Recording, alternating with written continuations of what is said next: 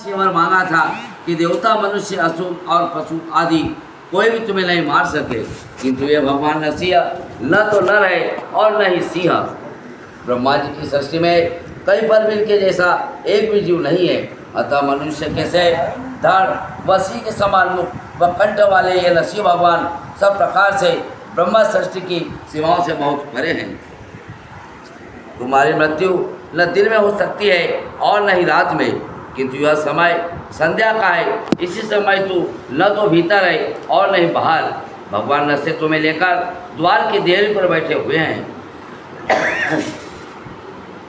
भूमि व आकाश में तुम्हारे बंध संभव नहीं है और कोई शस्त्र या अस्त्र भी तुम्हें नहीं मार सकता। अतः अपने पापों का दंड पाने के लिए अभी तुम भगवान अनंत खंड जंगाओं पर स्थित हो। अब भगवान नरसिंह अपने नखों से तुम्हारा वध करके ब्रह्मा जी के वचनों को मान रखेंगे। जब उस अहंकारी राक्षस ने ऐसी खरी खरी आकाशवाणी सुनी तब उसे अपने मूर्खता का ज्ञान हो गया। हे परीक्षित महाराज, फिर नरसिंह जी के भयंकर गर्जना में महाकाल की पदध्वनि सुनकर भय के मारे उसके हाथ पैर खुल गए और उसका मस्तक अत्यधिक चकराने लगा। फिर भगवान नरसिंह ने क्रोधपूर्वक रचते हुए अपने कठोर नखों को बढ़ाकर उस पापी हिरण्यकश्यप का उदर फाड़कर उसकी आंतरियों निकाल दी।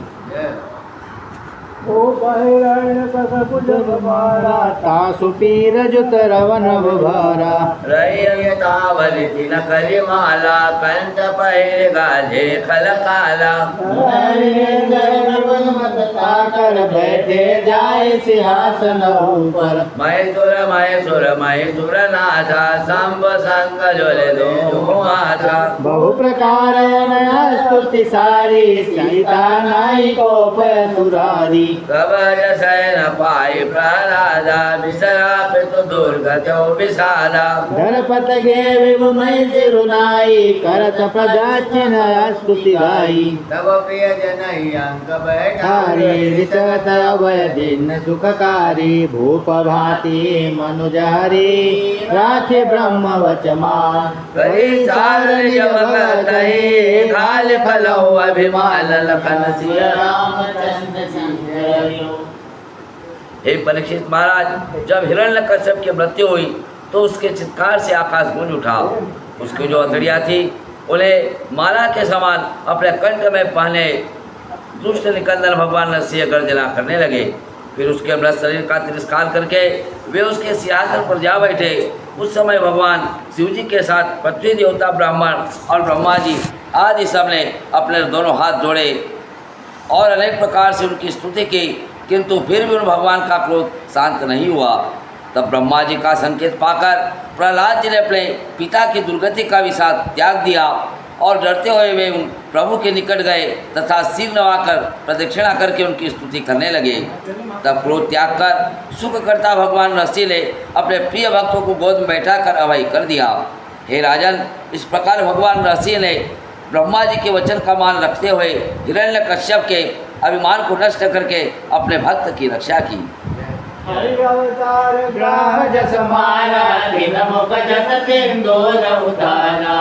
मैं चरित कहो न पसोए सुनिय सचाओ सर्व भय खोए। आदि पुरुष देव विनाशी भगत न लगे सब विधि सुत राशि। सोम भगत जब जब लह त्रासा तब तब कर प्रभु दय प्रकाशा। कृपा प्रकाशन सब भांति। सेंदो एक शैल महाना गिरीश कुट जिन्न का पुराना।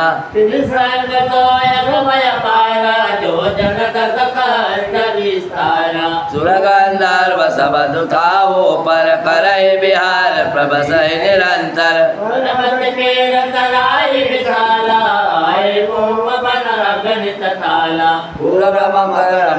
बहु जाति बसई तो बहुत न कहा थे।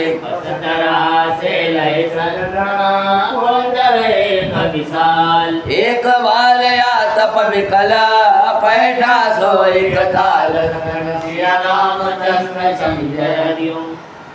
हे परीक्षित महाराज, हरि का अवतार लेकर भगवान ने जिस प्रकार ग्रह को मारकर उसके मुख से गज का उद्धार किया था, अब मैं वही चरित्र कहूँगा। आप अपना समस्त भय त्याग कर रुचिपूर्वक उसे सुनिए।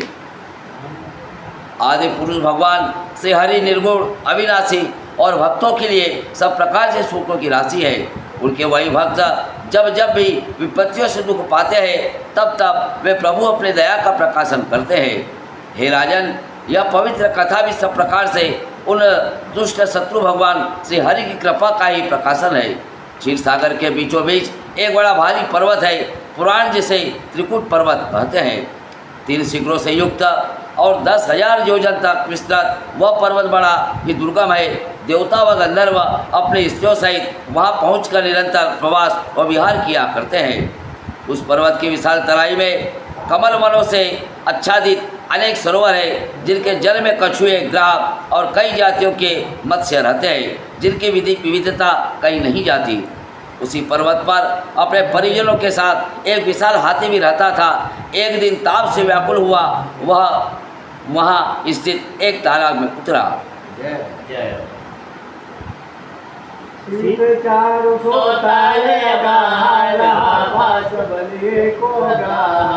जल पान सहित परिवारा कर कर कर लगवार बिहारा।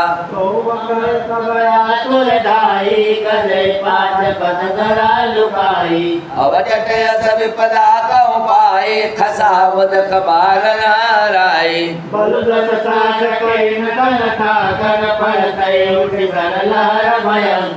गज शौकीन तु रहा बलिग्राह घर से लागत न तोया गाहा। किंतु मरत दे कछु कर भी कहे बुध दिन कन्हई न बोधे अति कही। ताते कर कर न कसिक जोरा आवा तिन समेत कटोरा। पूरी भोज सम सिंदूर स्वासा ताते भयो तास बदहासा। रावत जतव मकर लागा तुरित हार सहित तल भागा। जल जल गाग जाति पकेरा लाग्यो होय लपेर गएरा। कबहु गयंद फिरत तटोरा कबहु जात फल मकरहोरा।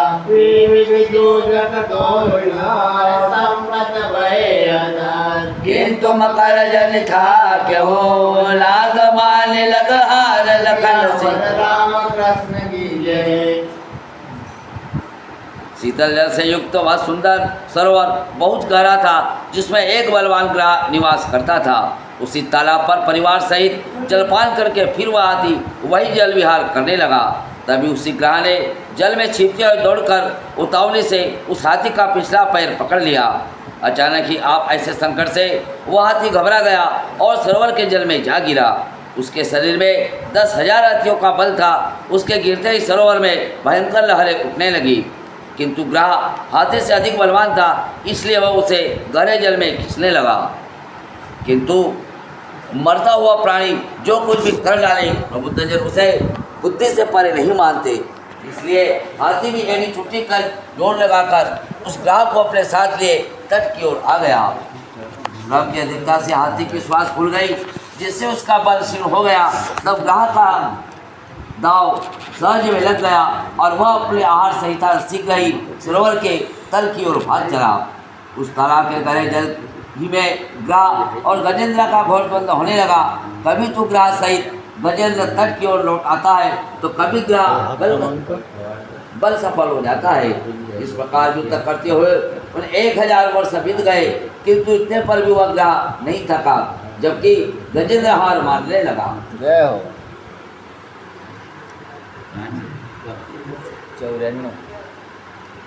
94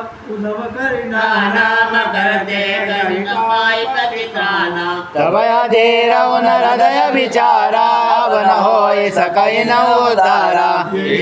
सब जीव बिरखाई फिरे विपिन निज प्राण बचाई। जात चेने उन सब विद्हारी उर गजेंद्र सलाग विचारी। असकंदरु हम सुत अरुणारी बजे में तुम कमोय विचारी विदित परई मम विगत जन्म करऊ हे ग्राह तनु कलुष भयंकर आंतरिक भक्त अमर विमाना रहे देखि संगत समाना तद्यपि कौन दया देखाई विपत्ति मम होय सहाय सोयम उचित शरण मम ताई प्रणतारति जो जगमाई अब सो हरि आई आधारा अवश्य करी ते मम उद्धारा तब बारन नवयास जुड़ाई अतियारत लग हरई मनाई मैं उन त्रिभुवन पति के शरणा अजय प्रणत आरती हरना दुख दरण आयत भगत सुख कारण कृपालु रमापति मैं जीव जड़ मम बुद्धि हूँ जड़ करो कस तव स्तुति सब भांति उन मोहि परिहरो परतीति रही मम हियहि अब प्राण पर प्रभु मोर संकट बेगी आई हरि आई जब करिंदु अभ्यर्थना आरत हरि कई सारी सद्य चक्रधर गरुड़ कंध चले बेग बड़ भारी लग्यावर राम कृष्ण की जय। हथिनी अपने पुत्रों सहित अनेक प्रकार के यत्न करके भी ग्रास से अपने पति का उद्धार नहीं करा पाई। तब उन सबने अधीर होकर मन ही मन विचार किया कि अब इनका उद्धार नहीं हो सकता। इसी कारण वे अत्यंत विलखते हुए और अपने प्राण बचाकर वन की ओर लौट गए। उन्हें जाते हुए देखकर और सब प्रकार से हार कर गजेंद्र मन ही मन यह विचार करने लगा कि ऐसे विपरीत समय में मुझे मृत्यु के मुख में छोड़कर मेरे पुत्र और मेरी स्त्री वे सब भाग गए। जान पड़ता है मेरे पिछले जन्म के भयंकर पाप ही इस ग्रह के रूप में आज प्रकट हुए हैं। अंतरिक्ष में स्थित देवता व यक्ष अपने अपने विमानों में बैठकर मेरे इस घोर संघर्ष को देख रहे हैं, किंतु फिर भी दया दिखाते हुए इस विपत्ति में कोई भी मेरी सहायता नहीं कर रहा है। अतः अब मेरे लिए उचित है कि मैं उनके शरण में जाऊं जो इस संसार में शरणागत के एकमात्र रक्षक है। अब वे भगवान श्री हरि मेरा आश्रय है, वे निश्चय मेरा उद्धार करेंगे। इस प्रकार गजेंद्र हृदय में नवीन आशा धारण करके अत्यंत भाव से भगवान श्री हरि को मनाने लगा। मैं उन त्रिलोकपति भगवान श्री हरि की शरण में हूँ जो अपने शरणागत के दुखों को हरने वाले हैं। हे आर्तजनों के दुखों को हरने वाले, हे भक्तों के सुखों के मूल कारण, हे कृपालु कमलापति, मैं एक जड़ जीव हूँ और मेरी बुद्धि भी जड़ रही है। मैं आपकी स्तुति किस प्रकार करूँ। मेरे हृदय में जिनके प्रति अत्यंत विश्वास था, मेरे वे स्वजन मुझे सब प्रकार से आज त्याग चुके हैं। हे प्रभु, अब मेरे प्राणों पर ही संकट आ बनाए, अतः आप शीघ्र ही आकर इसे हर लीजिए। जब गजेंद्र ने इस प्रकार आर्तभाव से भगवान श्री हरि की स्तुति की, तब चक्रपाणी भगवान शीघ्र गुरु जी के कंधे पर बैठकर बड़े भारी वेग से उसकी ओर चले। जिह्वा कुंजर दया निधाना खग चढ़ कर गई चक्र महाना तीन रक्षण लगे आवत धाई गगन पंत ते बड़य तुराई तब ते प्रमुदित पुलकित गाता लीन उखारी एक बन जाता बहुर विपति हर दिश जहराई गद गद रव कहे सुर राई हे जग गुरु हे ज्योति स्वरूपा प्रणत पाल दया धामय अनुपा मैं तव शरण नाथ सुखदाई दीन बंधु मोहिले हूँ छोड़ाई प्रणत पाल रिपु समनई आई दीन ए सब मोत मनाई सुनिय सयारत बचति न केरे कूले खगते हरि व्रत प्रेरे पुनिया तुरतिया निजा दीन मकर मुख चारी हर स्यों छूटि गयंदु तबा उमगिद्र गन रसुधीर सियावर राम कृष्ण की जय। जब गजेंद्र ने देखा कि दयानिधान प्रभु अपना महान चक्र धारण किए गरुड़ पर विराजित होकर उसकी रक्षा करने के लिए आकाश मार्ग से अत्यंत आतुरतापूर्वक दौड़े चले आ रहे हैं, तब उसने अत्यंत आनंदित होकर पुल के शरीर से कमल का एक पुष्प उखाड़ लिया। फिर उसे विपत्ति अर्था भगवान से हरि की ओर लहराकर गदगद वाणी से कहने लगा कि हे देवताओं के स्वामी, हे जगत गुरु, हे ज्योति स्वरूप, हे शरणागत की पालना करने वाले और दया के अनुपम धाम, हे सुदायक प्रभु, मैं आपकी शरण में हूँ। हे दीनजनों के बंधु, मेरी रक्षा कीजिए। प्रभु के समान शरणागत का रक्षक अन्य कोई नहीं और न कोई और इस समय मुझसा दीन होगा। उसके ऐसे आर्त वचन सुनकर और शरणागत की रक्षा के अपने प्रण का स्मरण करके श्री हरि गरुड़ जी के कंधों से कूद पड़े। फिर उतावली से उन्होंने अपने चक्र के प्रहार से उस ग्राह का मुख चीर दिया। तब संकट से मुक्त हुआ गजेंद्र अत्यंत हर्षित हो उठा और उसके नेत्रों से प्रेमाश्रु की धारा उमड़ पड़ी। और पेट सोताल विशाला गजय उबार्यो दीन दयाला।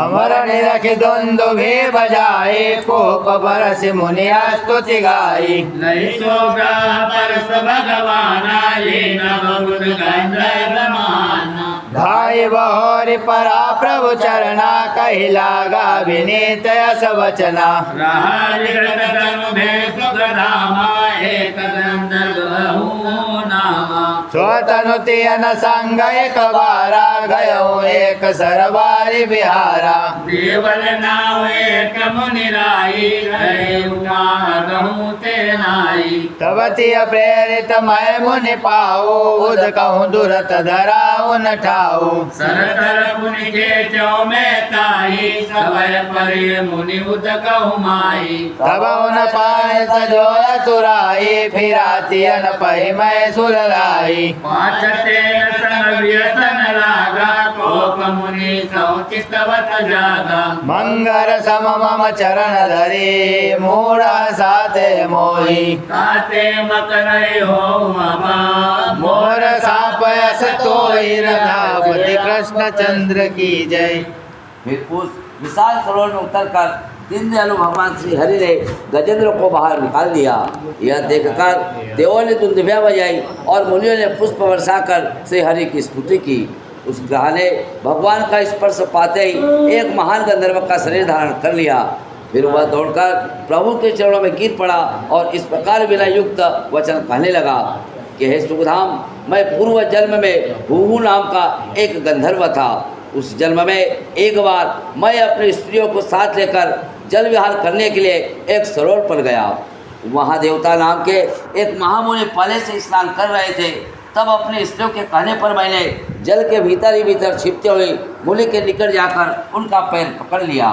फिर मैंने उन्हें सरोवर के तल की ओर खींचा और जब वे मुनि भयभीत होकर जल में गिर पड़े तब हे देवताओं के स्वामी उनका पैर छोड़कर उतावली से मैं अपनी स्त्रियों के पास लौट आया। तत्पश्चात मैं उनके साथ खड़ा होकर मुस्कुराने लगा। यह देखकर उन मुनि का क्रोध और भड़क उठा। रे मूढ़, किसी ग्राह के समान मेरा पैर पकड़कर तो मुझ पर हंसा है, इसलिए जा, अब तुझे मेरा यह श्राप है कि तू ग्राही हो जा। जय हो। जय। मुनि अनुग्रह लय धर तुझ्यारा भादयालय जम उद्धारा। है गंधर्व आदरे जोगा तापस जोगी जति मुनि लोगा। तुम ज्ञाना भौरि दंड तिन लेन महाना। पुनि न करयो बस जड़ताई गयो हो तब उन सिरुनाई। सिंदूर तत्परया उगई गजन तजे प्रगट न इंद्र दमन था करयस नामा का सब दरसी हर सुख धामा। विगत जन्म प्रभु में एक बारा करी रहो जब जान तुम्हारा। मुनि कुंभज तब मम सन आए पहले बैठ रहा गरुआए। देखी कहा मुनि परम हरिसाई मोहि निलर सटथित गजनाई। ताते अवय हो तु अनागा सुनत साप मैं मुनि पद लागा। अजान साप भयो वरदाना मिले आज मोहि दया निदाना। कृपा सिंधु तव काय नृपा जो नर कपट बिहाई। सुनय कहिया कथ सुखदा वन में उबारो आई। रामचंद्र की जय। हे दयालु, उन मुनि की कृपा से आपका दर्शन पाकर आज मेरा उद्धार हो गया। तब भगवान श्री हरि ने कहा कि हे गंधर्व, तपस्वी, यति, योगी और मुनिजन आदरणीय होते हैं। तुमने अपनी अज्ञानता में उनका अपमान किया था, जिसका तुमने बड़ा भारी दंड भी पाया है। अतः ऐसी जड़ता पुनः कभी न करना। तब हुहू नाम का वह गंधर्व उन्हें सिर नवाकर चला गया। तत्पश्चात गजेंद्र ने भी श्री हरि की आज्ञा से अपना शरीर त्याग कर एक राजा का शरीर धारण कर लिया। पूर्व जन्म में उसका नाम इंद्रदमन था। वह बोला कि हे सर्वज्ञ, हे शिव जी के सुखों के धाम, हे प्रभु, पिछले जन्म में एक बार मैं जवाब का ध्यान कर रहा था, तभी महर्षि अगस्त्य मेरे सम्मुख पधारे, किंतु मैं आपका भक्त होने के अहंकार में निश्चेष्टा सा बैठा रहा। यह देखकर उन्होंने अत्यंत क्रुद्ध होकर कहा कि रे सट, तू मेरा निरादर करके किसी हाथी के समान बैठा हुआ है, अतः तू इसी समय हाथी हो जा। मुनि का यह साफ सुनते ही मैं उनके चरणों में गिर पड़ा। आज इनका साप मेरे लिए वरदान हो गया, क्योंकि इसी साप के कारण मुझे दया निदान प्रभु की प्राप्ति हुई है। तब कृपा सिंधु भगवान ने कहा कि हे राजन, जो मनुष्य कपट त्याग कर इस सुखदायक चरित्र को कहेंगे और सुनेंगे, उन्हें मैं स्वयं आकर समस्त संकटों से छुड़ा लूँगा। एक कथा सुनि बधेउ महिषा, बन रिधि मत वनिकाय मुनीसा। कच्छप मोहिनी अवतारा, बामन सहित कह्य विस्तारा। कौपन धन्वंतरि अवतारा, सहित सुरासुर समर अपारा। जस जस हरि चरित सुनावै, तस तस हृदय अधिक ललचावै। अथ सुनि मुनि का आनंद प्रेरे, सुरासुर कश्यप केरे। कबहु इंद्र करते हुपुर राजा, समर जीति सब असुर समाजा। कबहु सुरन कौ समर पछारी, सौराज लहसर्ज सुरारी। पार्थ नारायण धरि अवतारा, करत खलन दल सुर उद्धारा। सुरापान करि अकसर, मघवा रंभई संग। अकत विहार करत रहे, उरधरि परम तरंग सियावर राम कृष्ण की जय। इतनी कथा सुनकर महाराज परीक्षित बोले कि हे मुनिराज, अब आप मुझे समुद्र मंथन की वह कथा कहिए, साथ ही पूर्व व मोहिनी अवतार सहित विस्तार से वामन अवतार की कथा भी कहिए। फिर धन्वंतरि अवतार सहित महान देवासुर संग्राम की कथा भी कहिए। मुनिवर, आप जैसे जैसे श्री हरि की कथा सुनाते हैं, वैसे ही वैसे उन्हें सुनने के लिए मेरा मन और अधिक ललचाता है। यह सुनकर सुखदेव जी आनंदित होकर बोले कि हे महाराज परीक्षित, देवता और दैत्य दोनों समुदाय महामुनि कश्यप की संतान है। युद्ध में असुरों को जीतकर कभी तो इंद्र त्रिलोक पर राज्य करते हैं और कभी देवताओं को युद्ध में हराकर उसी राज्य को सहज में दैत्य पा जाते हैं। तत्पश्चात भगवान श्री अवतार लेकर दुष्टों का दमन करके देवताओं का उद्धार करते हैं। एक बार देवराज इंद्र सूरा पीकर रंभा नामक अप्सरा के साथ अत्यंत उल्लासपूर्वक एक निर्जन स्थान पर विहार कर रहे थे। जात ताते कैलासा, उन लख्यो तप निधि दुर्वासा। रहे संग उन शीसे अपारा, मनो सौड़ विधु नव विस्तारा। मैं जब मुनि कहो कहि तप धामा, दूर ये जब कीन प्रणामा।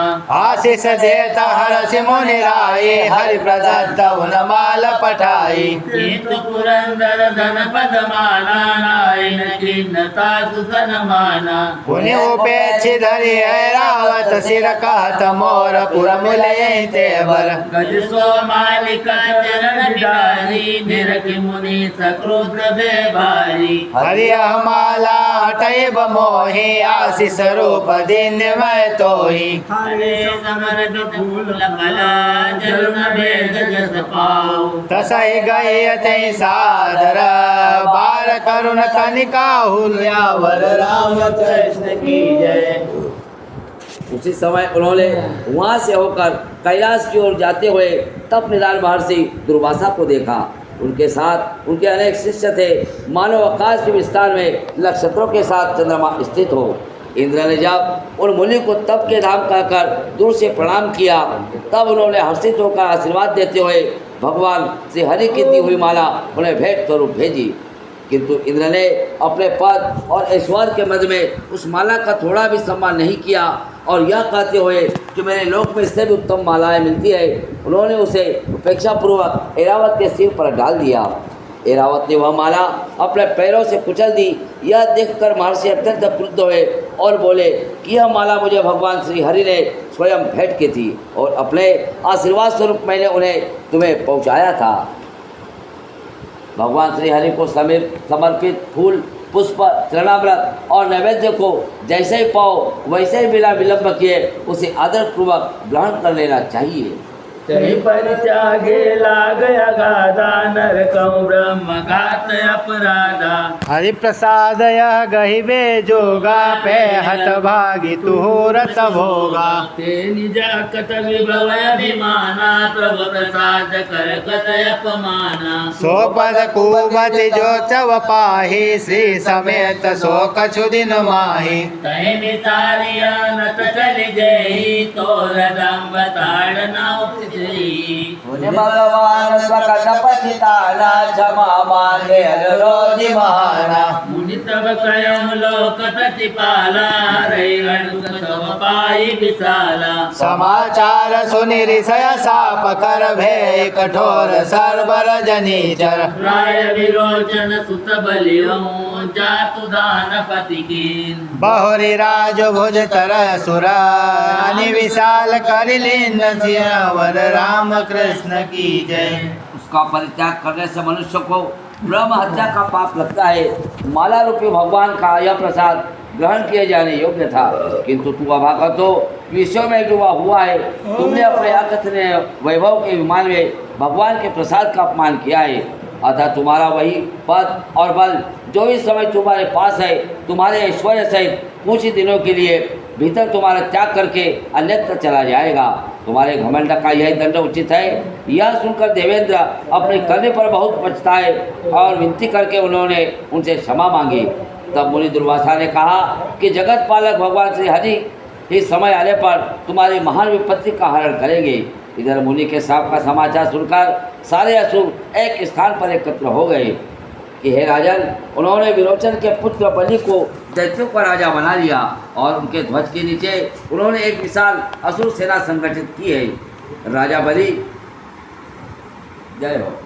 बलि जितेंद्र हरिजन बल राशि दानि महान गुण दिसत भासी। ते सोई अनि करि मारो बजावा बेगी स्वर्ग पर कीन्यौ धावा। रहे तेन कर आयुध नाना रहे समन दुर्दम बलवाना। प्रलय घट्ट समगर्ज गभीरा चढ़े स्वर्ग पर तेरन धीरा। विभुत द्रोही आवत लखि घोरा गज चढ़ गए सत पर्व कठोरा। भारत अनि भगवान सजाई प्रकुपित गयौ बैरि समुहाई। गौरी बरस सर विपुल कठोरा पुरन निकल किन्न चहोरा। तदुप विनाशन धनुज महाना धनुष अग्नि सरउन संधाना। बलि को दंड अंकुशर लाई किन्न निमिष मोहताय नसाई। अस विलो किरण दुर्दमा वज्र पानि ऋषियाई। बलि बदे वज्र गही परेता सुधि सिधाई राधावती कृष्ण चंद्र की जय। राजा बलि जितेंद्र जी हरिभक्त अत्यंत बलवान महादानी सत्यवादी और गुणों के सागर थे। उन्होंने उसी सेना को साथ करके मारू राग बजाया और शीघ्र स्वर्ग पर आक्रमण कर दिया। उनके हाथ में अनेक प्रकार के शस्त्र थे और वे सभी युद्ध में दुर्बोध्य व बलवान थे। वे रणधीर योद्धा प्रलय काल के बादलों के समान भयंकर गर्जना करके स्वर्ग पर जा चढ़े। उन घोर दैत्यों को आते देखकर अपने हाथ में 100 पर्वों वाला कठोर वज्र लिए ऐरावत पर चढ़कर देवराज इंद्र ने जैसे तैसे देवताओं की सेना तैयार की और अत्यंत क्रोधित होकर शत्रु के सम्मुख गए। फिर करोड़ों कठिन बाण बरसाकर उन्होंने असुरों को चारों ओर व्याकुल कर दिया। तत्पश्चात उन घोर दैत्यों का वध करने के लिए उन्होंने अपने धनुष पर अग्नि बाण का संधान किया। तब दैत्यराज बलि ने अपने धनुष से वरुणास्त्र चलाकर क्षणभर में इंद्र के उस बाण को नष्ट कर डाला। यह देखकर युद्ध में दुर्दमनी योद्धा वज्रपाणी इंद्र क्रोधित होकर बलि का वध करने के लिए अपना वज्र उठाकर उनकी ओर दौड़ पड़े। जय हो। साचव बैसितान भवानी तो राजीव ज्ञानी। ऋषय सापतहि विदित भाति भले बहुरी जान तुम बलि अतुलित बलि। तपचंद्रमजे सुर निवारय तुम दिन विमुख बलि पुनि आश्रय। सो तुम कोटि जतन करताहि जीति अथवा बधि सकनाहि। विगत काल न जीती सोई प्रणत पाल जिनका सब कोई। अस सुनि बासव समर बिहाई उजह बुए तहते अकुलाई। उजवर सुरपुरि करि अधिकारा बले उरबान कमोदय पारा। नीति धर्म पुनिति नय अनुमानी राज लक्ष्य उन राज समानी। इक सुरेश सब सुरन कयो परम विदुपास। शोका कुल उन साप कथा कही सहित बलि त्रास राधा बलि रामचंद्र की जय। उस समय वही आकाशवाणी हुई कि हे सुजान देवराज, ठहरिए ठहरिए। महर्षि दुर्वासा का श्राप तुम्हें भली भांति विदित है और तुम यह भी जानते हो कि दैत्यराज बलि अतुलनीय बलवान है, जो तप और स्वयं देवताओं के लिए अनिवार्य है। तुम उसके विमुख और बलि उनका आश्रय है। अतः तुम करोड़ प्रयत्न करके भी बलि को न तो जीत सकते हो और न उसे मार सकते हो। समय बीतने पर इन्हें वे ही जीतेंगे जिन्हें सब कोई शरणागत के रक्षक भगवान कहते हैं। यह सुनकर देवराज इंद्र अकुलाकर युद्ध का त्याग करके वहाँ से अंतर्धान हो गए। हे परीक्षित, अपने बाहुबल से देवताओं की नगरी स्वर्ग परिधान करके महाराज बलि के मन के ने अपार आनंद हुआ। फिर उनकी नीति और धर्म का विचार करके राजलक्ष्मी उनके राज्य में समा गई। इधर देवराज इंद्र समस्त देवताओं के साथ परमपिता ब्रह्मा के पास गए और शोकाकुल होकर बलि के द्वारा दिए कष्ट सहित महर्षि दुर्वासा के श्राप की कथा उन्हें कह सुनाई। जय हो। तब विरंजी बोले सुर राई हरे सकस सुरताप मिटाई। सो सब चलता मोर संगाता बसई जहाँ प्रणतन सुख दाता। सुनि गवन्यौ सब जीव दधि तट स्तुति माज कहा निज संकट। सुनताई बापु सधरे भुजचारी प्रगटे नारायण सुखकारी। तब विरंची करि स्तुति कही भरता तुम आरत सब हई। पंच तत्व पर तुम जगदीशा तुम्हें विभूषण विभूधन शीशा। आजोराय सिरो विपदा भारी जय अवर गौ सकन निवारी। ताते करिय देव तुम दाया कहिय सुरन कल्याण उपाया। अनंत सुन चतुर मुख सवधन जन गुण दुर्वासं साप बस विबुध भय निर्मूल राधापति कृष्ण चंद्र की जय। तो ब्रह्मा जी बोले कि हे देवराज, केवल भगवान श्री हरि देवताओं का यह दुख मिटा सकते हैं। अतः तुम सभी मेरे साथ वहाँ चलो जहाँ शरणागतों को सुख देने वाले प्रभु रहते हैं। यह सुनते हुए सब श्री सागर के तट पर गए और स्तुति करके उन्होंने प्रभु से अपनी विपत्ति कही। जिसे सुनते ही सुखकर्ता भगवान नारायण चतुर्भुज रूप धारण किए हुए प्रकट हुए। तब स्तुति करके ब्रह्मा जी कहने लगे कि हे नाथ, आप ही आत्मजनों के सब कुछ है, आप ही पंच तत्वों से पड़े, आप ही समस्त जगत की ईश्वर और समस्त देवताओं के शिरोमणि है। आज उन्हीं देवताओं पर महान संकट आ पड़ा है जिसका निवारण आपके अतिरिक्त अन्य कोई नहीं कर सकता। इसलिए हे देव, आप दया कीजिए और देवताओं के कल्याण को उपाय बतलाइए। तब भगवान अंतर ने कहा कि हे चतुरानंद, अभी समय देवताओं के अनुकूल है और दुर्वासा के श्राप के कारण देवता भी बलहीन हो चुके हैं।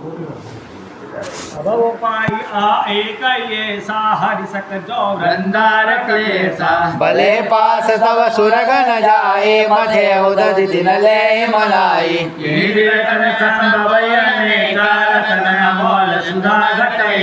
सोई सोम गई सुर समुदाय अमर होई सकवि भव पिराई। नाथ परंतु धनुज बलवाना जय करिए पाना। तब हम उन कर ले काई सुनि नारायण का मुस्काई। चिंतन करु मैं जुगति जुड़ाई सुरन देव विदुर सय चबाई। अस प्रतीति मम प्रति अजासु सब विधि सारो मैं कृततासु। करिमिताई दानवन संगा करो उद्योग महान। पुनिते कह जस मानु तसा परन कवन व्यवधान वर रामचंद्र की जय।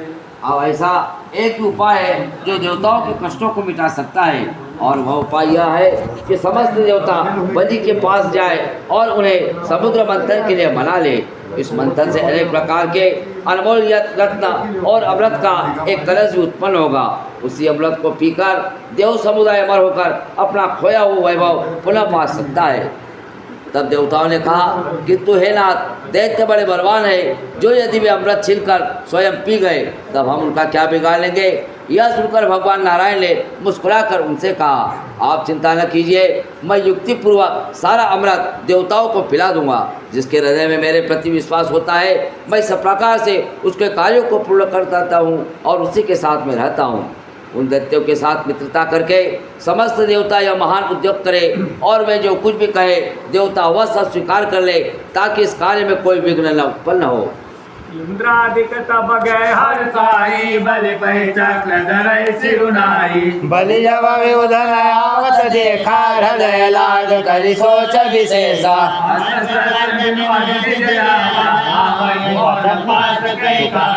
शत्रु न मुख भाव भलाई, सो मैं आप करब अगुआई।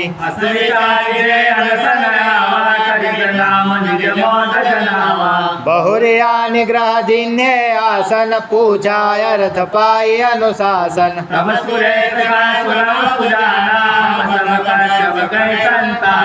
यही खातिन हम बंधु सहोदर, कृत अपकार बहुत परस्पर।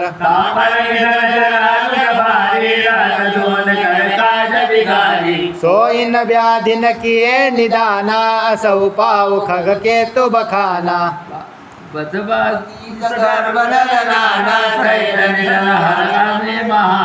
ताते तिन कड़ी बे प्रभु चाही, दे धनुज मिली कंपति मथई।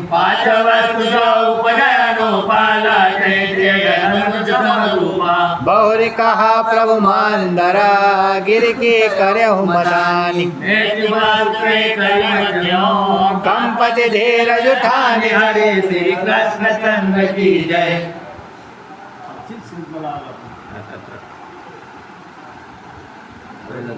और ऐसा एक ही उपाय है तो भगवान चक्रपाणी को शिष्टवा कर इंद्र आदि देवता प्रसन्न मन से महाराज बलि के पास गए। बलि ने जब उन देवताओं को आते हुए देखा तो वे मन ही मन विशेष चिंतन करने लगे। आज देवताओं का समूह अस्त्र शस्त्रों के बिना ही मेरे पास क्यों आ रहा है? शत्रुओं के मुख पर कल्याण का भाव दिखाई पड़ता है, अतः मैं स्वर्ग जाकर उनकी अगवानी करूंगा। ऐसा विचार कर वे देवताओं के पास आए और प्रणाम करके उनके आगमन पर आनंद व्यक्त किया। फिर भवन में लाकर उन्हें आसन दिए और उचित अवसर पाकर उनसे उनके आने का कारण पूछा। तब इंद्र बोले कि हे सुजान सुनिए, हम देवता और दैत्य सभी महर्षि कश्यप की संतान है, इस कारण हम सगे भाई है। फिर भी हमने आपस में एक दूसरे का बहुत अहित किया है। ऊपर से मृत्यु, जरा और अनेक असाध्य रोग, हम दोनों एक समुदाय का काम बिगाड़ते रहते हैं। अतः इन सब व्याधियों का निदान करने के लिए भगवान गरुड़ध्वज ने यह उपाय बताया है कि समुद्र के गर्भ में अनेक प्रकार के रत्नों सहित मृत्यु का नाश करने वाला महान अमृत छिपा पड़ा है। अतः समुद्र से उन्हें निकालने के निमित्त भगवान चाहते हैं कि देवता व दैत्य मिलकर समुद्र का मंथन करें। पीछे जो भी अनुपम वस्तुएं समुद्र से उत्पन्न हो, देवता व दैत्य उन्हें समान रूप से आपस में बांट लें। साथ ही भगवान ने यह भी कहा है कि मंदराचल पर्वत को मथानी बनाना और वासुकी नाग को नीति बनाकर सभी मिलकर धैर्य पूर्वक समुद्र को मथना। जय हो।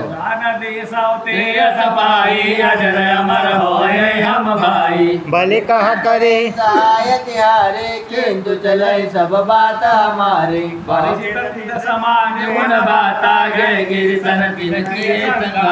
बहुरी गर्भ करे हृदय पारा, सब मिल गिर बंदर उहारा।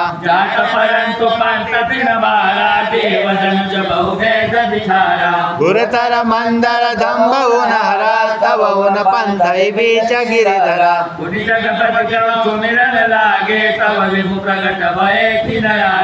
उन निज जेठे अमी बरसाई, दिन मोए सुर असुर जियाई।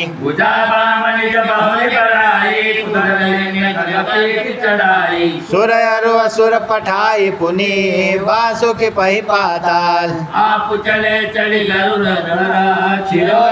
तही काल, हरे श्री कृष्ण चंद्र की जय। हे भाई, इस प्रकार समुद्र से अमृत पाकर हम सभी अजर और अमर हो जाएंगे। तब महाराज बलि ने कहा कि हम आपकी सहायता करेंगे। किंतु मंथन के संदर्भ में आपको हमारी सभी बातें माननी पड़ेगी। हे परीक्षित महाराज, तब देवताओं ने उनकी बात मान ली और उन्हें साथ लेकर मंदराचल पर्वत के पास गए।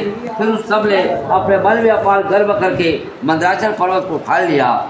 किंतु चलते समय पर्वत के अत्यधिक भार से बहुत दैत्य से देवता उनके नीचे दबकर चूर्ण हो गए। महान भार युक्त मंदराचल ने समस्त देवताओं व दैत्यों का अहंकार हर लिया। तब उन्होंने मार्ग में ही पर्वत को रख दिया। फिर वे सभी मिलकर श्री हरि का स्मरण करने लगे।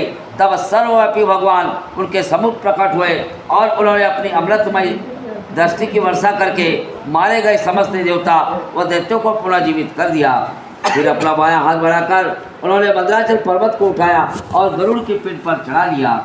फिर वहीं से देवता व दैत्यों को वासुकी नाग के पास पाताल लोक भेजकर वे स्वयं गरुड़ पर आसीन होकर उसी समय शिव सागर की ओर चले गए। जय पाताल नाग पै जाई, कहा सुरासुर शीस नवाई। हे अहिस हरि बचन हारा, चीर सिंधु हम मथि अपारा। शोभे नेति मंदन उबाई, करु हमार यहु काज साई। सुनि भुअंग डर प्यऊ मनु भारी, लगे ते नहीं भाति उचारी। काय मोर कमलोपम भाई, दुखे विकट भुवि दर्द पटाई। ताते हो बन तोर सहायक, दामयान ते खोजी लायक। सुनि सुर कहा सहित अनुरागा, मिले तय स्वयं तय जागा। पुनि लपटाई महीधर तोहि, अनुकुसु कवन तनक नहीं होई। बहुरी मनसा भगवंता, महाराज सुनित तुरंता। हरवतीर सुरासुर आई, दिन फनिक पर्वत लपटाई। पुनि उठाई तिन प्रभु बल पाई, दियोदरी बीच में जो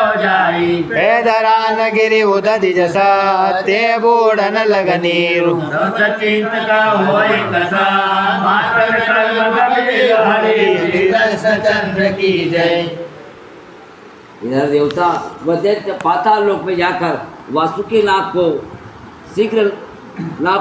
शीश नवाकर इस प्रकार बोले कि हे सर्पराज, भगवान श्री हरि की आज्ञा से हम सभी अपार से सागर को मथेंगे। अतः हे भाई, तुम मथाली होने वाले मंदराचल पर्वत की नेति बनकर इस कार्य में हम सब की सहायता करो। यह सुनकर मनी मन भयभीत हुए सर्पराज वासुकी उनसे इस प्रकार कहने लगे कि हे भाई, मेरा शरीर कमल के पुष्प के समान बहुत ही कोमल है, जो इस विकट पर्वत से लपेटे जाने पर दुखेगा। अतः मैं आपकी सहायता नहीं कर सकूँगा। आप कोई अन्य योग्य नेति खोज लीजिए। यह सुनकर देवताओं ने प्रेम से उससे कहा कि उस अमृत में तुम्हें भी भाग मिलेगा और पर्वत पर लपेटे जाने के कारण तुम्हें किसी प्रकार का थोड़ा भी कष्ट नहीं होगा। फिर भगवान की भी यही इच्छा है। इतना सुनते ही वह महान सर्प तुरंत उनके साथ चल पड़ा। फिर समुद्र के तट पर आकर देवताओं व दैत्यों ने मिलकर उस सर्प को पर्वत से लपेट दिया। फिर प्रभु का बल पाकर सबने पर्वत को उठाया और समुद्र के मध्य में ले जाकर रख दिया। किंतु जैसे ही पर्वत को सागर में रखा गया, ठीक वैसे ही वह उसके जल में डूबने लगा। तब सभी अत्यंत चिंतित होकर कहने लगे कि अब मंथन का महान कार्य किस प्रकार होगा। जय हो। अस सुनि बिहसत दया निधाना, सत्य कमट बहुधरा महाना। जो जन लक्षता सुविस्तारा, पीठ कठिनता कहे न पारा। दुराधर से अस तनहारि केरा, लकीरिए समझै न जनेरा। कच्छप तदुप अम्बुदेव जाई, लिन्न मंदरौ पीठ चढ़ाई। यहाँ चारि बुझ अस कहीं लागे, जय चौ बिगनावन कहूँ जागे। तो सब देव धनुज समुदाय, प्रथम व्याधि हर पूजऊ जाई। अस सुनि परम हरस बस सबहि, मंगल निधि पद पूजे तबहि। पाछ सुरासुर परम उमंगा, कटिक सिताड़ी लाग निज अंगा। न्याय कारिका विबुध सभा, गाय जाल शिवभाग। धनुज रहे पुनि पूछ दिशे, सुनि कलहि कहि लाग हरि। श्री कृष्ण चंद्र की जय।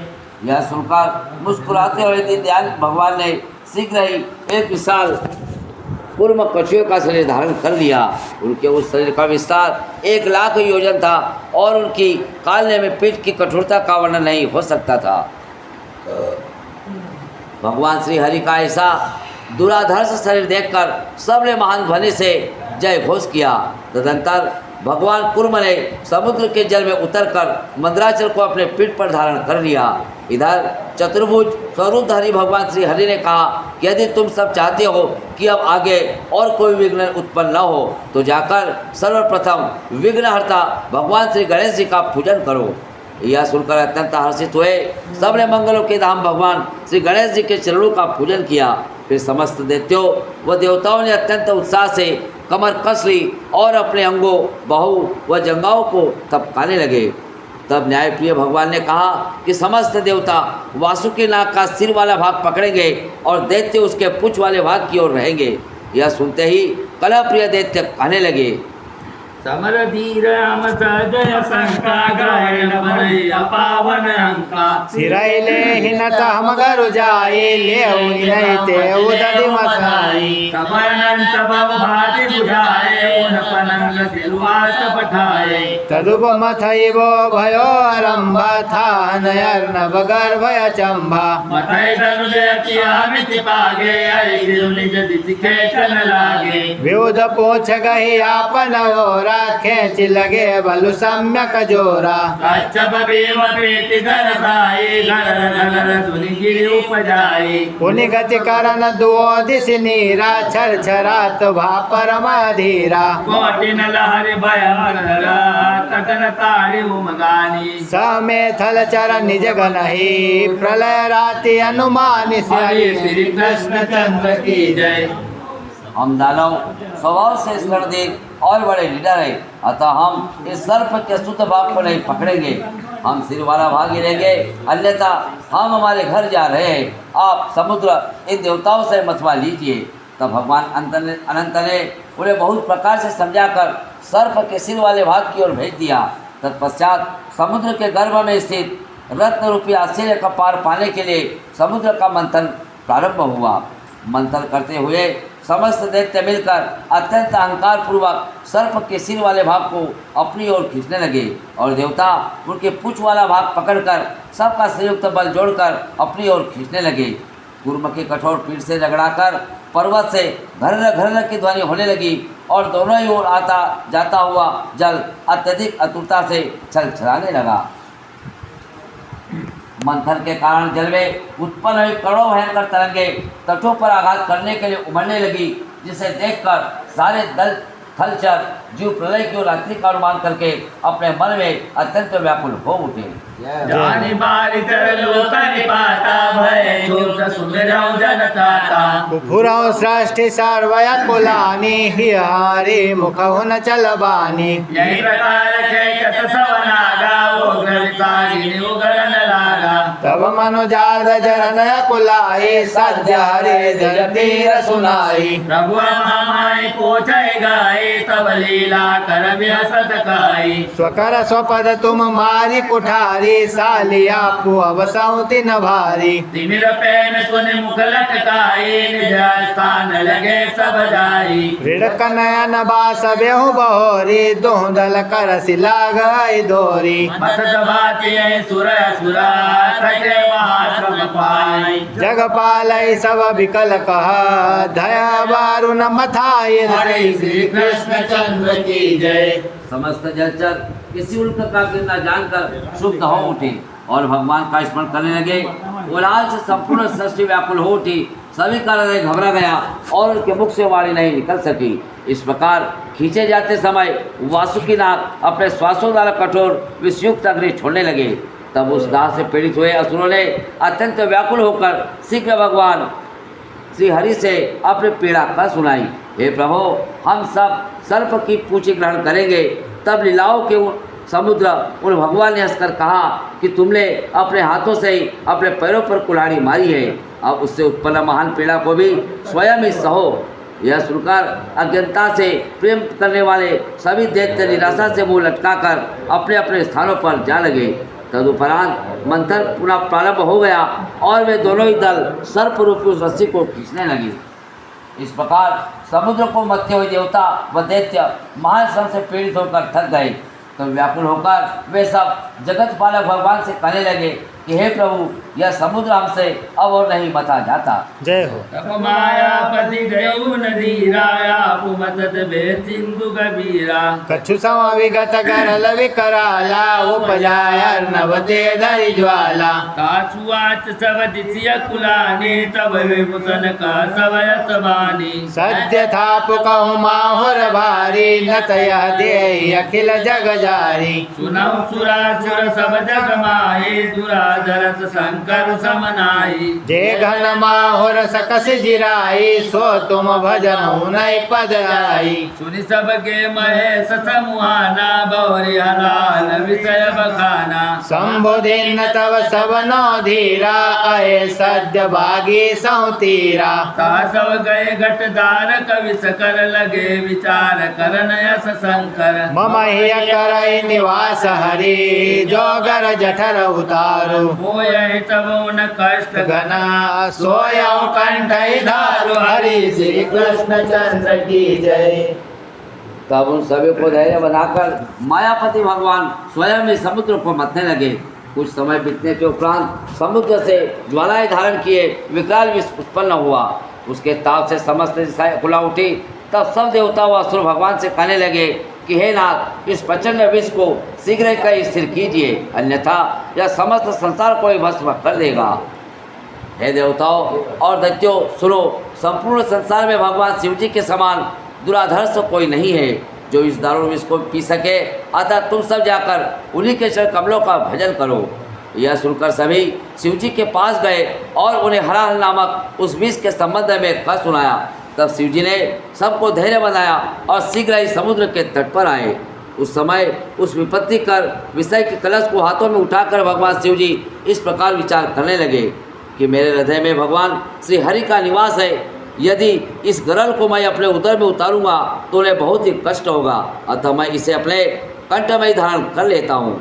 अथ विचारि गए विष दुखदाई रुद्र लेन निज कंठ बसाई। तासव महिप कंठ उन केरा विष प्रभाव भाने लगनेरा। तब गोरी सभय विख्याता नीलकंठ भगतन वयसाता। कृपा दृष्टि व्रस के तो नाई लिन्न सबन निज जरन मिटाई। परम उमंग उभय जलधाई पुनि बारी सलागर काई। कामधेनु तब दोसर उपजि देत सुख सब नय पारा। पुनस्यायत का सुख पूंजा नमो सुरासुरहीन पद खंजा। मांगिय सविनय सन जोई ताझन देति देनु या सोई। सुनि उमगे दो दलते पाई श्रीधर पे अस कहा बुझाई। प्रथम भाग जस शंभु करा तस दूसर द्विज केर। तासु असी से मिलई जबा अमिय मिले बिनु देर हरि श्री कृष्ण चंद्र की जय। ऐसा विचार करके उस दुखदायक विष को उन भगवान रुद्र ने अपने कंठ में धारण कर लिया। हे परीक्षित महाराज, उस समय विष के प्रभाव से उनका कंठ अत्यंत नीला पड़ गया। इस घटना के कारण भगवान शिव का नाम नीलकंठ प्रसिद्ध हुआ, जो अपने भक्तों के भय का नाश करने वाले हैं। इस प्रकार शिव जी की कृपा दृष्टि में नहाकर सभी ने अपना दाह मिटा लिया। तत्पश्चात दोनों ही दल दौड़े और अत्यंत उत्साह के साथ पुनः समुद्र को मथने लगे। तब दूसरी बार वे समुद्र से सभी को अपार सुख प्रदान करती हुई माता कामधेनु प्रकट हुई। उनकी प्रशंसा करते हुए सुखे के पुंज प्रभु बोले कि हे देवताओं व दैत्यों, इनके चरण कमलों को प्रणाम करो। इन कामधेनु से विनय पूर्वक जो भी मांगा जाए, ये गोदेवी उसी क्षण वही वस्तु प्रदान करती है। यह सुनकर दोनों दल उन्हें पाने के लिए उमड़ पड़े, किंतु श्री हरि ने समझाते हुए इस प्रकार कहा। जिस प्रकार समुद्र मंथन में पहला भाग भगवान शिव का था, उसी प्रकार उसमें दूसरा भाग ब्राह्मणों का है। जब उनके शुभाशीर्वाद मिल जाएंगे तब अमृत भी हमें अविलंब मिल जाएगा। जय हो। प्रभु वशिष्ठ गौ तजुब बोलाई कामधेनु दान कराई। अब जो मथब गचल निमाही एक एक दल लहताही। तीसर बार भयऊ अयऊ तव जग विख्यात नाऊ श्रेष्ठ। शुभ्र वरन घन आल ग्रीवा तड़ित चपल ही सुषमा शिवा। निरखिताई का दे अनरोगा भलैयाई पर चढ़ जोगा। ताते मिलन चही अयामही घोट कौन दिय अच्युत तवही चौथौ पद करू परद चारी उपजाए रावत गज भारी गज छवि लखी दानव विभु आगे लागे बात निज अस कहि लागे लोक पूज्य सुर तुरंग लेही पुनि गयन दुय हमरे देही पूरब करि जे टेक सब तस निबाहु अवताई आय तुरत मातंग अव रहिए अतिथि जपाहि हरि श्री कृष्ण चंद्र की जय। तदुपरांत भगवान ने महर्षि वशिष्ठ को बुलाकर कांदर उन्हें दान करवा दी। भगवान ने पुनः सबसे कहा कि अब मंथन से जो कुछ भी उत्पन्न होगा दोनों ही दल उसे एक एक करके बांट लेंगे। तीसरी बार समुद्र से एक अश्व का वध हुआ जिसका नाम संसार में उच्च सवा प्रसिद्ध हुआ। उसका रंग श्वेत था और उसके कंठ के पीछे घनी अयाल थी। वह बिजली की सी चंचलता धारण करने वाला और सुंदरता की सीमा था। उसे देखकर देवताओं के लिए व्याधि स्वरूप दानवों ने कहा कि इस अश्व पर चढ़ने की योग्य केवल महाराज बलि ही है, अतः यह हमें ही मिलना चाहिए। तब भगवान ने वह अश्व उन्हें दैत्यों को दे दिया। चौथे रत्न के रूप में समुद्र से 4 दांतों वाला एक ऐरावत नामक महान गजराज प्रकट हुआ। उसकी सुंदरता देखकर ललचाए हुए दैत्य श्री हरि के सम्मुख अपनी बात से पलटकर इस प्रकार कहने लगे कि हे लोक पूज्य, इस अश्व को देवता ग्रहण कर ले और यह गजराज आप हमें प्रदान कर दे। तब भगवान ने कहा कि पूर्व में जो बात हम सबसे मिलकर निश्चित की थी उसे उसी प्रकार निभाओ। यदि अश्व को तुमने लिया है तो अब यह गजराज देवताओं के पास ही रहेगा। जय हो। सुनत राति चरमी जत हाथा लगे बहोर मथन सुर साथा रपति विलोकत पंचम बारा उपज एक मनि तेज अपारा जय सुरासुर हरि चाल की उनय तमर पीपे मुविशेषी नाम समलित काला हर्ष पोय वनया बनमाला चटौ बार बारिश संवंका उपजा पारिजात तरुबंका कामद दिन तुर पाल बताए सब मत दिन उदद तटवाए तदुपउद कौदिता निबरंबा जय लहिबे भई अनखय रंबा पाए सुखे हूँ अकेलन कोई तेरे सबल जगत बधु होई सिंधु सुता हुए आठम बारा पुनींदिरा जगत पगधारा द्विज वपूपज उदद कर जोरी हरे संग उन ब्याहि बहोरी अथ विलोक सुर अजर से धनु जन सहित पुष्प बहुबर से बारो निकलना कर बनाई नवम मिलो वन सब समुहाई जय विलोक हर से जगदाना तय दिन दिन उनय भगवान उपवासिनी पदाम्बुज देखी देवन पाय से आस विशेषी ताते भरि सब परम उमंगा मति लग द्रुत गति निरदी अंगा तब धनवंतरि वेद बपु सधरि मंथन उग्र एकस श्री हरि सौरभ सुधा नय जलुपाई जाई आप आदर मुसाई अमिय कलश उन कर रहो देखि सुरासुर जाई हर की अमरता आपन पूर समाने नाहि हरि श्री कृष्ण चंद्र की जय। रजनी चरिक तेगी मिसा धनवंतरि पहि जाई छीन कलश अट्टहास तब कसुर कुलाई हरि श्री कृष्ण चंद्र की जय। उनकी बात को सुनकर दैत्य हाथ मलते हुए पुनः देवताओं के साथ समुद्र को मथने लगे। हे परीक्षित महाराज, समुद्र का मंथन करते हुए 5वीं बार में अपार तेज युक्त एक मणि उत्पन्न हुई, जिसे श्री हरि की इच्छा जानकर देवताओं व दैत्यों ने बड़े प्रेम से उन्हीं को समर्पित कर दी। उस समय कौस्तुभ नामक उस मणि को भगवान ने प्रसन्नतापूर्वक अपनी माला में पिरो लिया। छठी बार समुद्र की गहराई से पारिजात नामक एक अद्भुत वृक्ष उत्पन्न हुआ। उसे समस्त इच्छाओं को पूर्ण करने वाला कल्प वृक्ष बताकर देवताओं के पालनकर्ता भगवान ने सबकी सम्मति से समुद्र के तट पर स्थापित कर दिया। तदुपरांत 7वीं बार समुद्र जल से रंभा नाम की एक अप्सरा प्रकट हुई, जिसे पाने हेतु देवताओं व दैत्यों में होड़ मच गई, किंतु कोई एक अकेला उसे नहीं पा सका और वह जगत वधु होकर सभी की हो गई। 8वीं बार में मंथन से समुद्र की कन्या होकर भगवती महालक्ष्मी ने संसार में पुनः आगमन किया।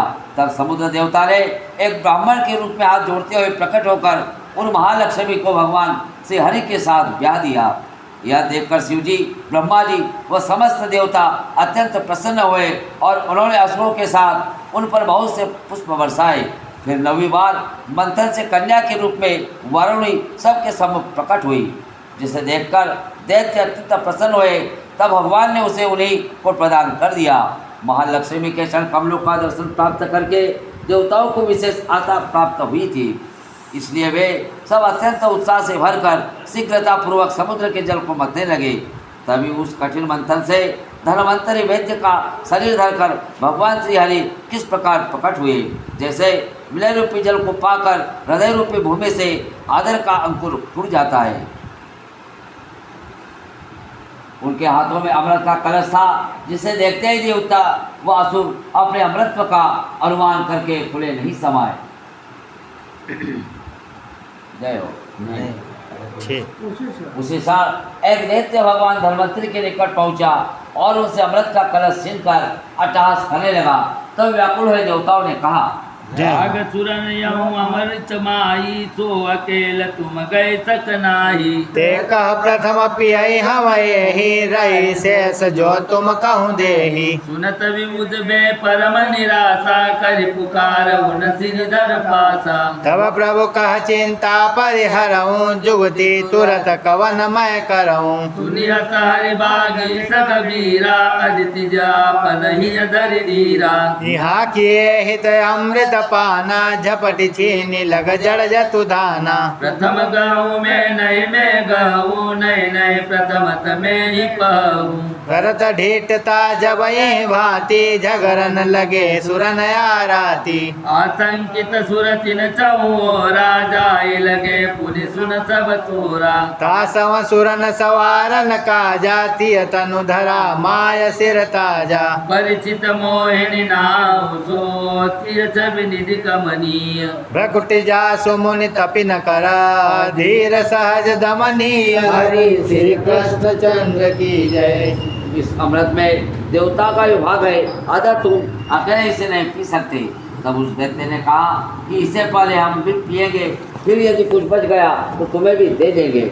यह सुनकर देवता अत्यंत निराश हो गए और उन्होंने जाकर भगवान श्री हरि से यह बात कह दी। तब प्रभु ने कहा कि तुम चिंता का त्याग कर दो, मैं तुरंत ही कोई उपाय करता हूँ। भगवान श्री हरि के ऐसे गंभीर वचन सुनकर देवताओं ने अपने हृदय में धैर्य धारण किया। इधर अमृत पान करने के लिए मूर्ख दैत्य आपस में छीना झपटी करने लगे। पहले मैं पीऊँगा, नहीं मैं पीऊँगा, नहीं मैं पीऊँगा, पहले तो मैं ही पीऊँगा। इस प्रकार दृढ़ता करते हुए देवताओं के वे शत्रु जब परस्पर झड़ने लगे, तब आशंकित हुए देवता उनके चारों ओर जा लगे और उनके समस्त कलहों को सुनने लगे। उसी समय देवों का कार्य सिद्ध करने के लिए मायापति ने एक स्त्री का रूप धारण कर लिया। हे परीक्षित महाराज, मोहिनी नाम की वह कमली स्त्री सौंदर्य की महान राशि थी, जिसकी भ्रकुटी मुनियों और तपस्वियों के धैर्य को भी सहज करने वाली थी। चितिन देखी विमोहे, गणिति माज बपुरे सुर कोहे। बदनु ढापे अंचल कर गाढ़ा, विचरण परे कुटिलई बाढ़ा। सब विदिति पुर धीर तट तोरी, छवि नदी दानव बंधोरी। मधुर मधुर नूपुर केरी, बैयत कलैन श्रवण गनेरी। तथैत बिसर परत पर रागी, अति विस्मय नहीं लागनिहारी। तब मोहिनी निज पल्लव फेरी, वन दिशि मादक हास्य उडेरी। बहुरी लजत करि चितवनि बाकी, हरु हरु हति लगी तीन ताकी। तरकी सुराज दे आराती, प्रमुद परस पर काये भाती। विदुती लाग बरान नाले, पंच करि एही। परिहरि अनहक अनख सवा, बाटी अमिया अमले। हरि श्री कृष्ण चंद्र की जय। ब्रह्मा और शिव भी उसे देखकर विमोहित हो गए। तो फिर बेचारे देवता किस गिनती में है, अपने मुख को लंबे घूंघट में ढककर अपने चलने की शैली में कुटिलता की बाढ़ लिए सब प्रकार से त्रिलोक के धैर्य रूपी किनारों को तोड़ती हुई सुंदरता की वह नदी दैत्य रूपी वन की ओर चली। उन मोहिनी के नुपुरों की मधुर मधुर ध्वनि जैसे कलह मग्ना दैत्यों के कानों में गहराई, वैसे ही वे परस्पर झगड़ना छोड़कर अत्यंत आश्चर्य से उन्हें देखने लगे। फिर मोहिनी ने भी अपने मुख पर पड़े हुए आंचल को हटाकर उनकी ओर अपनी मादक मुस्कान उड़ेल दी। पुनः सुकुचाती हुई वे अपनी चितवन को टेढ़ी करके मंद मंद मुस्कुराहट से उन्हें देखने लगी। अपनी बात को बनते हुए देखकर अत्यंत आनंदित हुए वे दैत्यों परस्पर इस प्रकार कहने लगे कि सुंदर मुख वाली यह नारी परम भी तुझसे जान पड़ती है, इसलिए हम सब इसी को अपना पंच बना लेते हैं और इस व्यर्थ की स्पर्धा का त्याग करके हम मिलकर अमृत बांट लेते हैं। जय आवन हाथायस विचारित न पैगे साथा पुनि कहा सुंदरी हम जतु दाना चाहसी सम पियो सकरि पाना। सो तुम निज सुंदर कर लाई देव सोम सम हमई पिबाई। किंतु कवन ते उतरु न दीना केवल गवन पंथ निज कीना। तब विमुग्ध तब आतुर धाई परे तासु पद तलय कुलाई। हे मृग नयनि उपेचु न हमहि तैन हम सवहि। मोहिनी बपु विभु पुनि मुस्काने धनुजरि जाई परम ललकाने। उन कहूँ सब विधि कर तल जानी हरि माया सकह मृदुबानी। हट तुम्हार जे तब मैं अवसि पिबाऊ। रुचन कुमार किंतु मोहि ताते किन दुराहु। हरि श्री कृष्ण चंद्र की जय। ब्रह्मा और शिव उसे देखकर विमोहित हो गए। तो फिर बेचारे देवता किस गिनती में है, अपने मुख गोला में घूंघट में ढककर अपने चलने की शैली में कुटिलता की बढ़ा लिए सब प्रकार से त्रिलोक के धैर्य रूपी किनारों को तोड़ती हुई सुंदरता की वह नदी दैत्य रूपी वन की ओर चली। उन मोहिनी के रूपरों के मधुर मधुर ध्वनि जैसे ही कलामग्न दैत्यों के कानों में गहराई वैसे वैसे परस्पर झगड़ना छोड़कर अत्यंत आश्चर्य से उन्हें देखने लगे।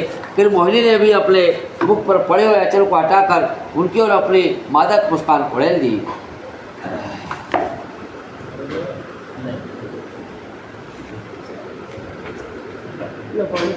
कला करने पर कुछ भी हाथ नहीं आएगा, ऐसा विचार कर सब एक साथ उस स्त्री के पास गए और बोले कि हे सुंदरी, हम दैत्य इस अमृत को समान रूप से पीना चाहते हैं, अतः तुम अपने सुंदर हाथों से हमें बराबर अमृत पान करा दो।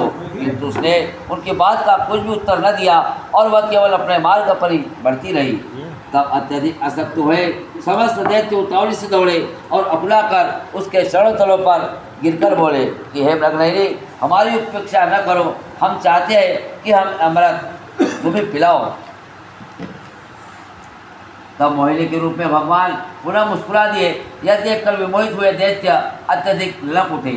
उन्हें सब प्रकार से अपने वश में जानकर प्रभु की माया रूपिणी मोहिनी कोमल वाणी से इस प्रकार बोली, यदि तुम्हारा यही हठ है तो मैं तुम्हें अमृत अवश्य पिलाऊंगी, किंतु मुझे अनुचित मार्ग पर चलना अच्छा नहीं लगता है, इसलिए पहले मैंने तुम्हारी उपेक्षा की थी।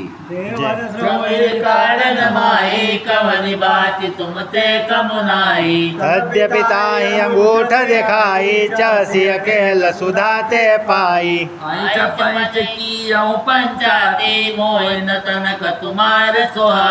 पुनिते अड़िल नल मत मोरा सो चलु मैं आपन ग्रह ओरा।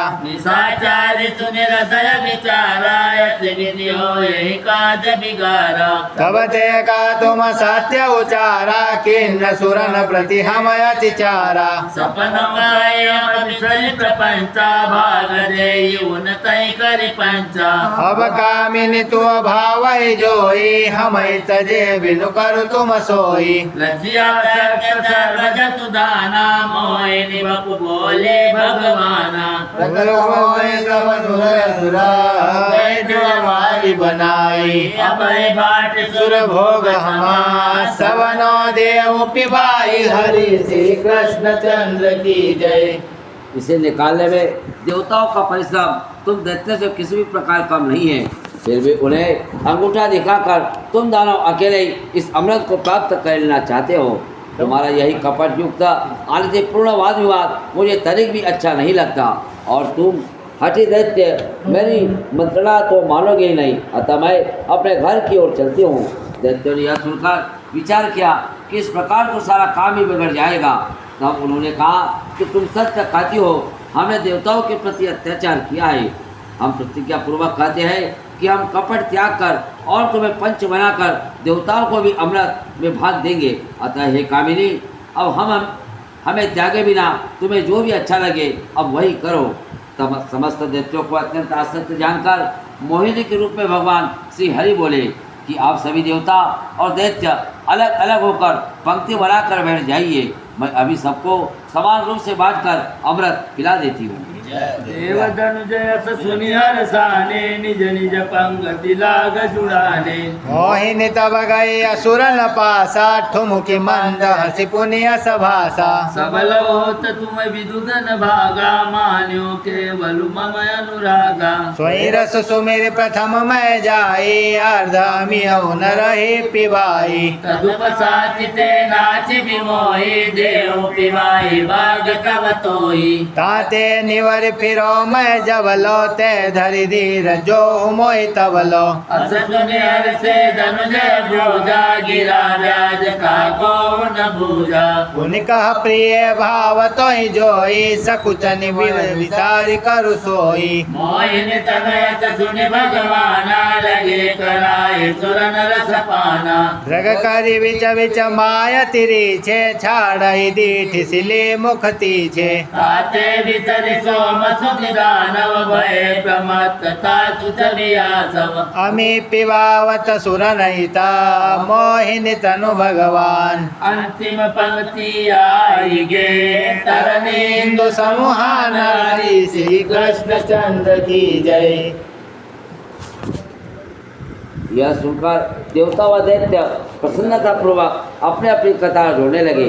तब मोहिनी ठुमुकती हुई दैत्यों के पास गई और मंद मंद मुस्कुराते हुए उन्हें इस प्रकार कहने लगी, बलवान होते हुए भी केवल मेरे प्रति प्रेम के कारण तुम लोगों ने इस अमृत में देवताओं का भाग स्वीकार किया है।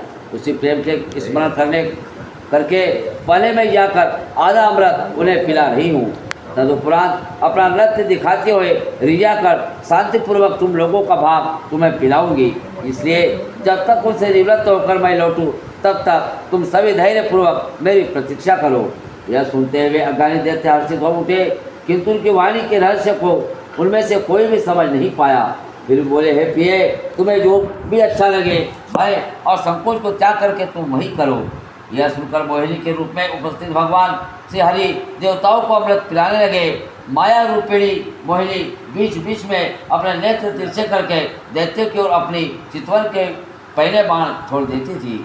इसलिए अमृत की सुधि भूलकर दैत्य उनकी सुंदरता रूपी मदिरा से उन्मत्त हो गए। इधर देवताओं को अमृत पिलाते हुए मोहिनी के रूप में भगवान श्रीमन नारायण सूर्य और चंद्रमा के सम्मुख अंतिम पंक्ति में आ पहुँचे। जय करिय नौरी राग कही अमर तुम दो। सो पर्याय फल व्रति निजा ग्रहण संग ग्रहो हरि श्री कृष्ण चंद्र की जय।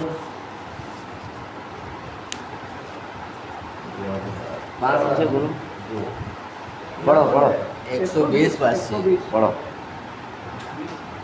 उस समय राहुल नामक दैत्य ने अपने मन में विचार किया कि यदि यह इतनी सारा अमृत देवताओं को ही पिला देगी तब हम दैत्यों के हाथ क्या आएगा।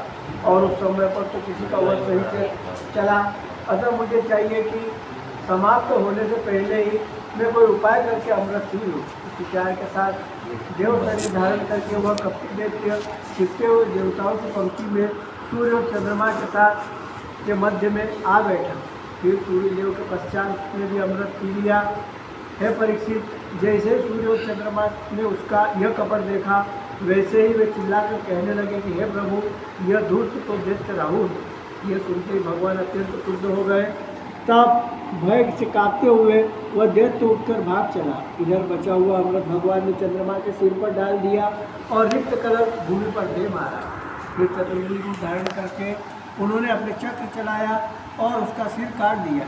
पर भी उन राक्षस ने अपना शरीर नहीं त्यागा, बल्कि अब एक के स्थान पर दो गंभीर दैत्य हो गए। तब सूर्य और चंद्रमा ने हाथ जोड़कर कहा कि हे देव, अब इसके और अधिक भाग न कीजिए। यह सुनकर भगवान ने उन दोनों दैत्यों से कहा कि अब तुम दोनों अमर हो गए हो, अतः अपनी अशुभ वृत्ति का त्याग कर दो और अन्य ग्रहों के साथ तुम दोनों भी ग्रहों का पद ग्रहण करो। सीसराम कई अत्रिय क्रोधर को क्या कर समग्र केतु धरणी चंद दिन कपट उघारा अजौ सहे धूता सो मारा जब महेपुर सुरस जाना निजर रचो प्रपंच महाना तब प्रकोप भाति अहि अभारी बहुविधि लाग रावण धारी चढ़ी मैदान कतन बचारी बल चले गई आयुध भारी काल ने द्विज चिति हय ग्रीवा अनिपता सुयतुलित बल सेवा ये सब निज निज नहीं सजाई अस्त्र शस्त्र गही चले दिसाई होता ही अमर यहाँ सुर नाथा जम पवादि से न पकड़ साथा करी प्रचंड वन निधि सौधारी तनु जन सन बदल गति भारी दुहु दल प्रबल जुजोत्सु प्रचंडा गर्जि कपाई लाग नव खंडा निरखि सुरासुरया परे प्रतिभट वीरे पौरी असिभ सोंडि सर परिग बहो चलन लगे दुहु और हरे श्री कृष्ण चंद्र की जय।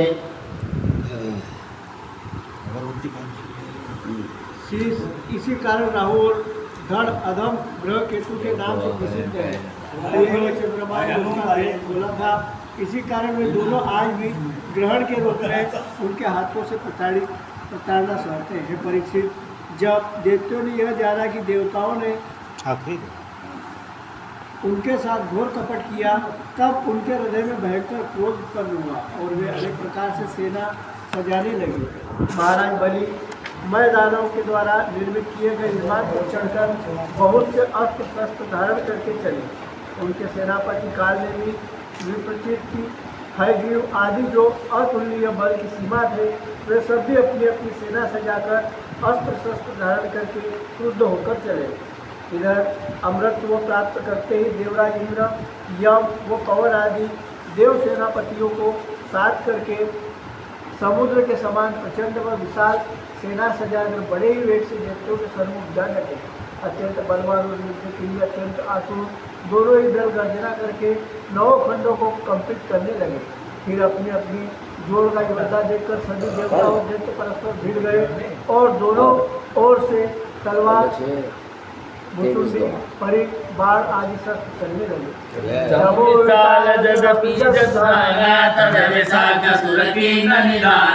इत आयुध कही विविध कठोरा बलिसुराधिपति जय घोरा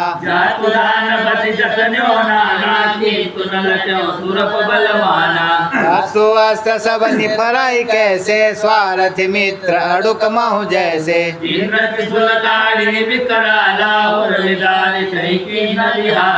तब निशिचरपति हृदय विचारा अब न सहाति नाकपति मारा